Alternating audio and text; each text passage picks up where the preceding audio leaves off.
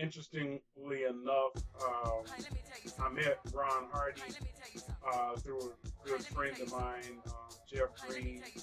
Um, in our childhood, in our youth as teenagers, man, and we went down to Sawyer's. Some people pronounce it Sours. It was Sawyer's in Chicago. Well, it used to be in Chicago back in the day. But we went, and Ronnie was having a blackout ball, as they called it, and I wasn't really familiar with what a blackout was or where it came from. I was, a Catholic school kid. I was influenced, to spin music through the Hot Mix 5, which influenced a great generation of us to be DJs. So I was not very aware of the underground scene in Chicago. So what I ended up doing was going out with Jeff, and actually that was the first time I got in any real trouble, with my parents, because the story gets interesting.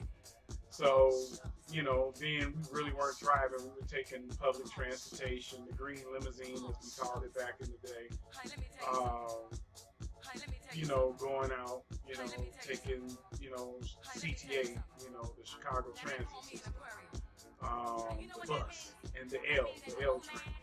So we went out, got there, and I happened to notice that all the windows of the venue was blacked out, And we went in, and I was nervous because this was the first time I had ever been in a situation like that where I saw, a melting pot of people, that were black, white, gay, straight, Hispanic, and I'm watching men dance with men and women dance with women. If you can visualize the scene in the Matrix when they were all dancing in the cave, that's how it looked, in Sawyer's at that time, and Ronnie was like the Pied Piper. He just had them dancing in unison. It was just a sight to see, I was a little nervous because I had never been in a place like that, very fidgety, very jumpy. And some kind of way, my friend Jeff, he had the gift of gab, and he got us up on stage, and we got up there with Ronnie, and we were standing up there, looking down at everybody dancing and everything. I don't know if you were call the stage or a platform or whatever, but we were up top, and we were looking down, and I just was in amazement, and at that time, Ronnie had displayed his skills, using the reel to reel and using, the turntables and all of this. And it was just amazing how he kept the crowd. And at one point when he was having a conversation with us, he literally picked up the needle off the record and the crowd kept dancing. And I was like, how does he do that? They're still dancing. Nothing is even playing, and they were screaming and hooting and, and he just held the needle in his hand because what was happening was we were talking to him and he really wasn't understanding what my friend was trying to tell him, and he was just trying to tell him, hey, my boy Derek spins too. He plays music too. And Ronnie's like, oh, is that right? And he was like, yeah. And I was all nervous, like, no. I said, Mr. Hardy, I'm still, in my learning stages. I'm trying to get there. I'm trying to figure it out. It's amazing to meet you, blah, blah, blah, And then he just drops the needle back on the record, and it kind of skipped a little bit, and they really went bananas. And I was like, oh my God. So he played for a while. Then he told us, he said, hey, excuse me, I gotta leave. I'll be right back. And we stood there, and at one point, we were looking at this record getting ready to play itself out. And my buddy's like, hey man, that record's getting ready to play out. And I'm looking at the audience and I'm like, hey, well man, you know what? We better get off this stage. So now I didn't want to get caught on the stage, and neither did my buddy. We didn't want to get caught on stage, and the record stopped, and everybody gets upset with us or something. So we got scared, and we were trying to figure out how to get off. But it was like when I got to the edge of the stage, it was like it was blocked off by people dancing, and I was scared to come down, and we didn't know which way to exit stage right or stage left, And eventually, what ended up happening was I ended up nervously grabbing a record and covering for Ronnie, and playing the music. And I dropped the first track I ever played. There was Harold Melvin and the Blue Notes. Ronnie had a bunch of records cocked sideways in a milk crate, and I just reached in like it was a grab bag and just grabbed one. And I think it was, I can't remember if it was Bad Luck or Love. I think it was Bad Luck. And I played that, and the crowd screamed. I threw the headphones at my buddy, and I hit him in the face with them because I thought the crowd was going to come attack us. Like, what the hell are you guys doing? And they were just dancing and cheering, and I'm shaking in my pants, right?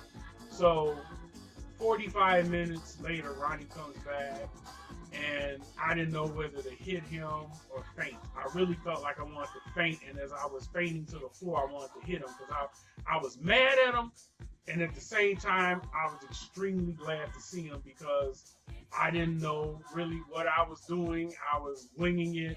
I was grabbing music I was not familiar with, which was a lot of disco at the time. And Ronnie said, "Congratulations, you got your cherry broke." And I was like, what? So that was one of my memories. And then as Ronnie got sick, he was working for Chicago Track Records in Bridgeport. It was located in Bridgeport in Chicago. And I was signed to the label at the time with Larry Sherman. And I would go there and pick up, my vinyl to move around, see how the sales are going, pick up checks, and or grab other guys' music that was laying around to add to my collection, of music. So that was one of the advantages for being, I guess, a producer for a record label. You get all the music. So Ronnie was there packing and shipping out orders, and he would talk to me frequently. I would meet him down there, and we would talk, and he would mentor me in what to do and how to act in the game, how to carry myself, how to do all of these things, and to survive in house music and as a DJ and a future producer. And we became very, very close. And I would look forward to seeing Ronnie. I would go see him, at least once a week or every other day. And then a couple of weeks had went by that I hadn't had a chance to see him. And my ex at the time, we were sitting down speaking, and she was telling me, we hadn't seen Ronnie in a while. When I said, you know what, I was trying to get to Ronnie last week, and I didn't get to him. I said, we'll make it a point to get down to Track Records and, see him next week. But at the time, I didn't know that, Ronnie's parents, his mom had already picked him up and taken him, out of town, because, to their home, because he was, he got really, really sick, and she wanted to have him at home. And then I got a phone call, that I don't know if it was that same day or the very next day, from Jeff letting me know that Ronnie had passed away. And I think she and I held each other, in each other's arms for, man, I gotta say about 2 hours. And we just cried until we lost our voice. I mean, literally, till we were hoarse. We couldn't hardly talk. We just cried. He touched me in a very special way in my heart. He was a very humble, confident man and a very talented man. We speak so much about Frankie Knuckles and forget there was a Ron Hardy. No, they did not hate each other. No, they didn't have a rivalry. The rivalry was between the cultures, you know, where you had some people that supported Frankie's New York style of house music in Chicago. And what I mean by that is, you know, Frankie came from that era of New York, and he kind of brought that vibe to Chicago. And Ronnie played for everybody. Ronnie played whether you were rich, poor, gay, straight, high school, college, off the street, whatever. You were a thug.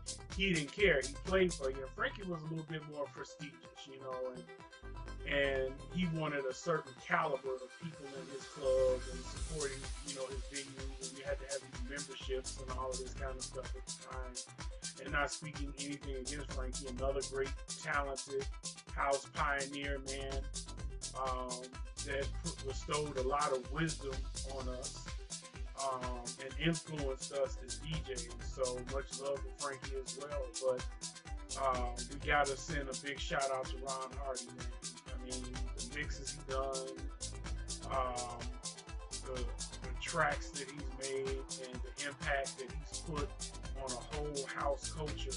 So happy birthday from Derek Smokin Jones to Ron Hardy, and you guys be blessed, man. And, you know, remember, there was a thing called house, and Ronnie was definitely a pioneer of house music, and it's still house music today. You know, it might be a lot more different than what we remembered it in the 80s, but I'm glad that it's transitioning and progressing. So, and I'm sure he would be too.